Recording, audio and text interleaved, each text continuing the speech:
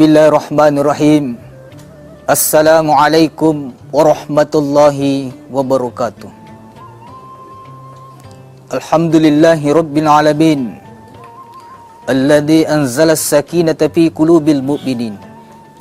Wassalatu wassalamu ala asyrafil anbiya'i wal mursalin, sayyidina wa habibina wa syafi'ina wa maulana Muhammadin sallallahu alaihi wasallam. Amma ba'du. Bersyukur kita kepada Allah Subhanahu wa ta'ala dengan mengucapkan alhamdulillahirabbil alamin. Bersalawat kita kepada Nabi Muhammad sallallahu alaihi wasallam. Allahumma salli ala sayyidina Muhammad wa ala ali sayyidina Muhammad. Jamaah sekalian, pemirsa TV One dimanapun anda berada, pada kesempatan kali ini adapun tema tausiah yang ingin saya sampaikan, yakni motivasi beribadah kepada Allah Subhanahu wa ta'ala. Motivasi ini perlu kita tanamkan di dalam hati, karena dengan bermotivasi kita punya dorongan, kita punya semangat beribadah kepada Allah Subhanahu wa ta'ala. Apa motivasi beribadah kepada Allah Subhanahu wa ta'ala? Yang pertama, karena ada pahala yang dijanjikan oleh Allah Subhanahu wa ta'ala setiap amal yang kita lakukan. Dan setiap amal yang kita lakukan memiliki keutamaan. Sehingga inilah yang memotivasi kita untuk beribadah kepada Allah Subhanahu wa ta'ala. Apakah itu ibadah wajib maupun ibadah sunnah. Misalkan ibadah wajib, melaksanakan sholat. Apa yang memotivasi kita untuk melaksanakan ibadah solat 5 waktu ini? Sesuai dengan sabda Rasulullah sallallahu alaihi wasallam, di mana yang telah dituliskan dalam kitab Irsyadul Ibad. Sabda Rasulullah sallallahu alaihi wasallam, "Man hafaza 'ala shalah", barang siapa yang menjaga solat 5 waktunya, akramallahu bihamsihi shalah, Allah akan memberikan 5 kemuliaan. Kemuliaan yang pertama diberikan oleh Allah, orang yang selalu menjaga solat 5 waktunya, yurfa'u anhu diku ais, dia akan diangkat kesempitan hidupnya. Dia akan diberikan kebahagiaan, lapang dalam hidupnya. Jemaah sekalian yang dirahmati oleh Allah Subhanahu wa ta'ala, kadang kita melihat ada orang tua yang baru saja melaksanakan sholat berjamaah di masjid. Lantas kemudian kita tanya, "Pak, bagaimana keadaan Bapak?" Orang tua ini menjawab, "Alhamdulillah, baik-baik saja." Padahal ketika kita melihat kehidupan sehari-harinya, hidupnya sederhana.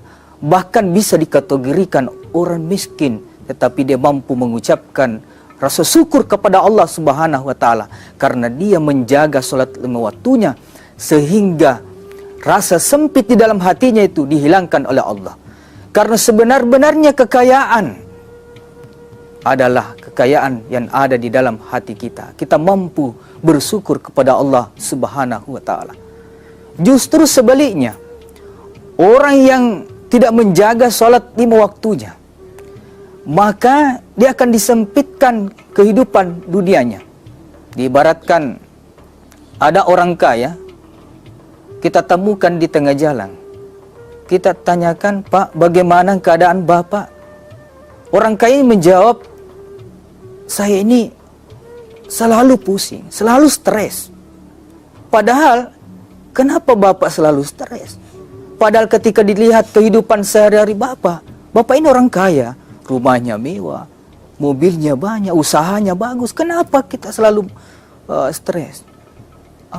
Apa maksud daripada ini?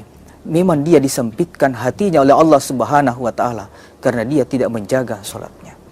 Kemudian kemuliaan yang kedua yang diberikan oleh Allah Subhanahu wa ta'ala, orang yang menjaga sholat 5 waktunya, wa azabul kabri, dia akan dihindarkan dari siksa kubur. Jamaah sekalian yang dirahmati oleh Allah, ketika nantinya kita meninggal dunia, semua pengantar kita sudah kembali di rumah, maka datanglah dua malaikat Allah, yakni malaikat Munkar dan Nakir. Apa pertanyaan Munkar dan Nakir kepada kita? Marabbuka, siapa Tuhanmu? Tentu pada saat itu bukan mulut ini, bukan lisan ini yang menjawab pertanyaan Munkar dan Nakir, tetapi yang menjawab adalah anggota tubuh kita, tangan kita yang menjawab. Orang yang baik sholatnya akan menjawab takbir kita, Allahu Akbar. Makanya firman Allah Subhanahu wa ta'ala di dalam Al-Quran surah Yasin ayat 65. Al-yawma nahtimu ala afwahihim. Pada hari itu mulut ini terkunci, mulut ini tertutup. Wa tukallimuna aydihim, tangan kita ini yang akan berbicara. Wa tashhadu arjuluhum bima kanu yaksibun, kaki ini menjadi saksi terhadap apa yang kita lakukan. Tangan ini yang angkat, saya yang mengangkat tangan untuk takbir di hadapan Allah Subhanahu wa ta'ala. Kaki ini yang menjadi saksi, saya yang berjalan mengambil air wudu, saya yang berjalan untuk menunaikan sholat. Maka ini semua akan menjadi saksi di hadapan Allah Subhanahu wa ta'ala. Pemirsa TV One dimanapun Anda berada, bayangkan orang yang menjaga sholatnya selama hidup di dunia ini akan dihindarkan dari siksa kubur. Bahkan ada hadis mengatakan orang yang menjaga sholat 5 waktunya, ketika setelah ditanya oleh malaikat ini, maka dia disuruh tidur seperti tidurnya pengantin baru. Kadang ada orang yang protestan, hadis ini mesti diganti. Oh, hadis itu tidak boleh diganti. Kenapa kita mengatakan tadi bahwa orang yang menjaga sholatnya akan tidur seperti tidurnya pengantin baru? Ulama kita mengatakan, kenapa dikatakan seperti tidurnya pengantin baru?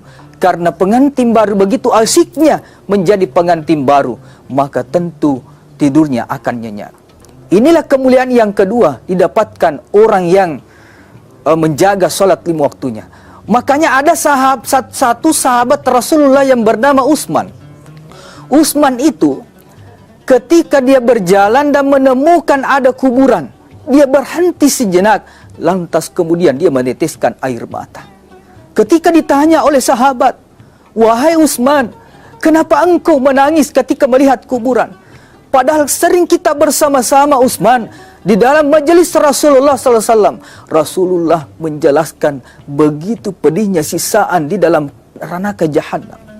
Tetapi saya tidak pernah melihat engkau meneteskan air mata. Tetapi kenapa engkau menangis ketika melihat kuburan? Apa jawaban Utsman? Wahai sahabatku, kenapa saya menangis ketika melihat kuburan, wahai sahabatku?